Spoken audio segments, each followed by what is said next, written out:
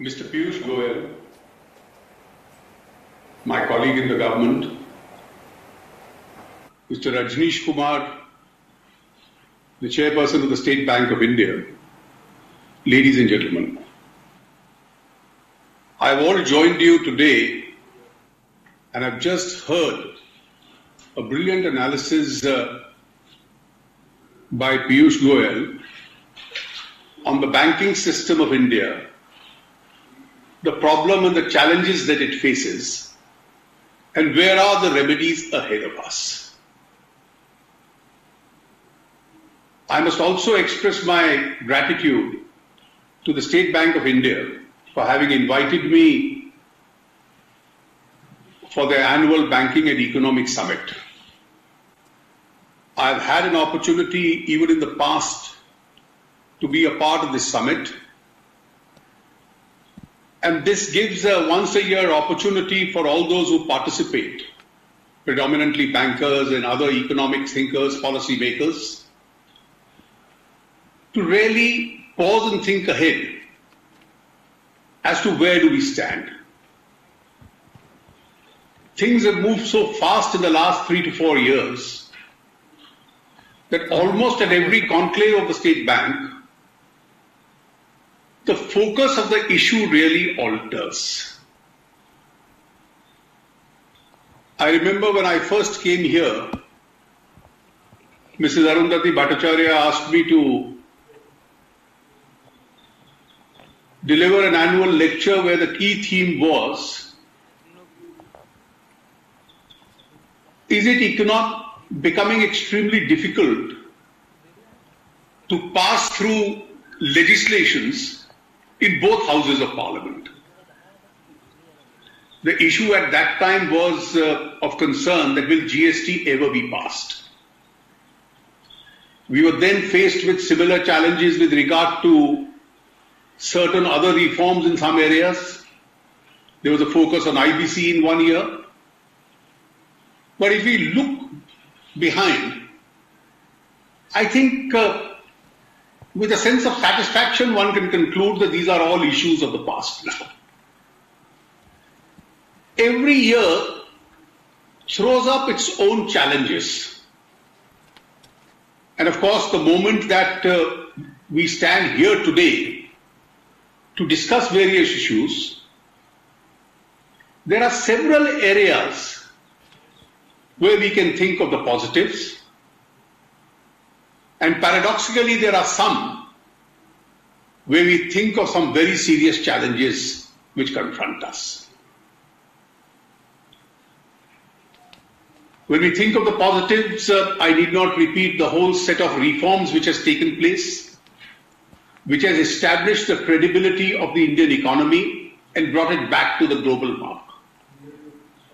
We can say with a sense of satisfaction that continuously for years, we remain amongst the fastest growing and one of the most noticeable economies in the world. And indications are for the next few years will continue to be so. Even in this moment of challenge, we can see for ourselves that both private sector and public spending have moved up. There's a lot of economic activity going on in the infrastructure sector.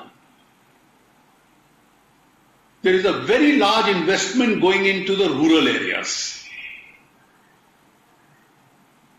At the same time, we can also see that indications are that we have a good monsoon which has a direct impact on the Indian economy. And every industry will tell you that the sales are growing because the consumption has moved very high. Consumption has moved high is not merely that the government spending is taking place, but there is a lot of private sector spending which has moved up.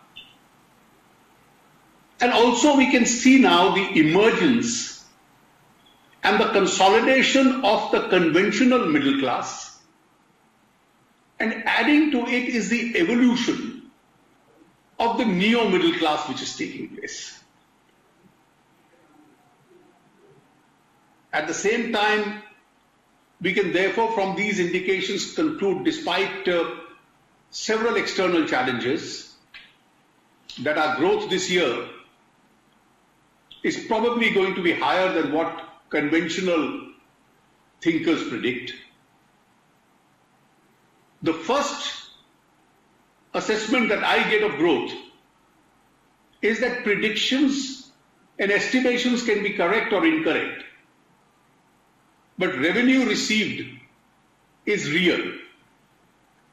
And when you find both on your direct and indirect tax front, the quantum of revenue moves up, which actually means that the volume of economic activity, the profitability of the Indian economy itself is moving up, because that's a real indication.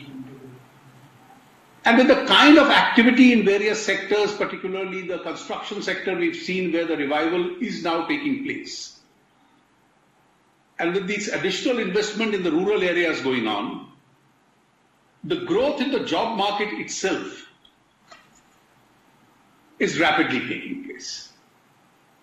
And therefore, I can only repeat what Mr. Goyal just now said, that one of our basic strengths in the last 4 years has been that we maintained a macroeconomic stability as far as the economy is concerned. And each year we tried to stick to our targets, improve upon our targets. We followed that discipline. And I've always said, I went on record a few days ago when I said that the economy and the markets always reward fiscal discipline. They never approve of fiscal adventurism. And I'm quite sure that this year also, with the kind of revenue indications we are getting, I can only reiterate what Mr. Goyal just now said, that in all likelihood and almost with certainty I can say that we'll try and stick to the targets itself. What are then the challenges? I don't regard the factor that there is an election year and therefore the challenges will take place. Every year in India is an election year. Two of our important challenges are really the external factors. The artificial scarcity of oil supply which is being created in the world is one such factor, because we are net buyers of oil. And the pricing of oil really is a demand-supply issue. There's very little domestic control that we have on this external factor. And therefore, these are challenges which have come in the past. And I think a fiscally prudent economy will always have a strength to confront these challenges. There is low supply from certain areas, there is sanctions in certain other areas, there is a conscious depletion of supply as far as some other areas are concerned. But then one has to realize that a very large number of supplier economies don't have the strength to indefinitely hold on at that level of supplies. They also need revenues based on their oil resource. And therefore, our whole attitude has to be one that we have restraint, we have patience, and we have the economic strength to deal with it. Because that makes these problems not everlasting. These problems have been there in the past, they've been transient, and they don't call for a panic reaction. At times I find pressures being built that go in for a panic reaction, go in for a panic solution, put your fiscal discipline back, throw it to the winds. But then, as I warned in one of my recent articles, that the consequences of that will be a remedy worse than the problem itself. Because the consequential impact of that will be far more damaging if we said goodbye to that kind of fiscal discipline. If our domestic economy is strong, even interim reliefs can be provided. But it's only a fiscally prudent economy, a strong economy, which is capable of providing those reliefs. The second obvious challenge that we face is the consequential impact of the trade wars on us. It's a trade war which is being thrust on us. We've had a fairly open policy. We've been transparent.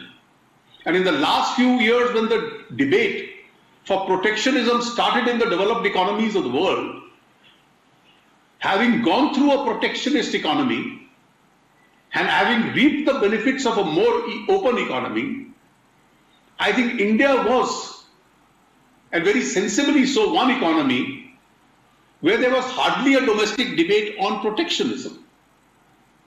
We had chosen our path which was rewarding us, and we remained fairly committed to that path. But then today we are on an interdependent world, an interlinked global community, where developments in one part of the world impact others. And therefore, if there is a war between two major economies, and China moderates its currency, there is a significant movement in the Asian economies and their currencies. In 2015, when the Chinese devalued their currency, for a couple of weeks we found that the shake-up also impacted us. But then if we are a strong economy ourselves, our fundamentals are strong, as they were in 2015, that was the year when we grew by 8% plus, within a few weeks, we were actually back to the normal range of what the rupee should be. And therefore, I have not the least doubt that these global factors which are creating two important challenges for us are issues which are globally capable of being resolved. These are not indefinite problems. And therefore, no panic reaction has to come from us as a response to this. We have to concentrate further on making our domestic fundamentals stronger. And that is where I think one of the important challenges which Mr. Piyush Goyal had raised and significantly addressed to, relating to the banking industry, certainly confronts us. He had comprehensively dealt with it. I have very little to add to a brilliant discourse that he made. But then the first challenge was that as a patient, we must know where the sickness lies. Prior to 2014, there was obviously an attempt to sweep the problem below the carpet. And therefore, the realization of that problem itself was concealed. You could come out with restructuring after restructuring and keep evergreening it. And therefore, nobody would realize as to what was the non-recoverable part of the banking assets itself. So the first challenge really was recognize the problem. Have trust in your bankers and give them the freedom to resolve it. But the bankers had legitimate problems. And I'm going to, before I conclude on this subject, deal with two of the most important challenges and the problems that our bankers today face. The consequence of this was that the bankers needed a legal framework within which they could find resolutions. And the problem was really created because of a legacy of not only the banking problems, but also the legacy of the penal legislative system and the investigative system which we in India really inherited. I have not the least doubt in my mind in saying, and I have said this while delivering initially about 3 years ago, the annual CBI lecture, that the Prevention of Corruption Act in 1988 was legislated keeping in mind a regulatory regime. It was a pre-1991 piece of legislation. It is one of the most badly drafted pieces of legislation. It's a law which deals with corruption, which not only confines itself to corruption as bribery or improper behavior or criminal misconduct as it is understood, but it almost puts even honest decisions honestly taken, which with the wisdom of hindsight prove out to be wrong, into the category of corruption. And therefore, if we create a legislative system where not only corrupt decisions, but also honest decisions taken bona fide in a post-mortem done after 10 years can be found to be erroneous and people are held accountable, the only defense strategy that decision makers will have is not to take decisions. This will apply to bankers, this will apply to the bureaucracy dealing with economic decisions, people dealing with divestment and privatization, and people dealing with other commercial decisions of the government. That law is a charter for bringing governance to a standstill. After I made this address at the CBI annual lecture, there was a considerable debate in the government. And I'm glad my colleagues all supported me, where we were able to introduce an amendment in Parliament which took within its compass corrupt decisions to come within the fold of the Prevention of Corruption Act. But honest decisions which are merely erroneous or become erroneous with passage of time to be kept out of it. Regrettably, that bill is before Parliament. It went to the Standing Committee. This was one case where the Standing Committee, after hearing, understood it and has returned an opinion saying that this is a correct piece of amendment and should be incorporated. I had hoped at least in the last session of Parliament it would be passed, but because of disturbances it could not be passed. And I think for political parties for the days and years and generations to come, it is extremely important that we amend that law with the suggested amendments of the Standing Committee and bring that anachronic and obsolete piece of legislation in tune with the modern times of decision-making process. If that is not done, I would not join the chorus of blaming any decision maker or a banker or a civil servant for any delay in decisions making. I would also feel that of late I have seen a second problem emerge. In investigating crime or what could possibly be an unfair decision taken, we cannot overlook the federal structure of India. India's federalism has jurisdictions vested in the central government. It has jurisdictions vested in the state governments. Law and order investigation is a state subject. But immediately after independence, an issue of federalism came up. Can the state government then investigate decisions taken by the central government or agencies of the central government?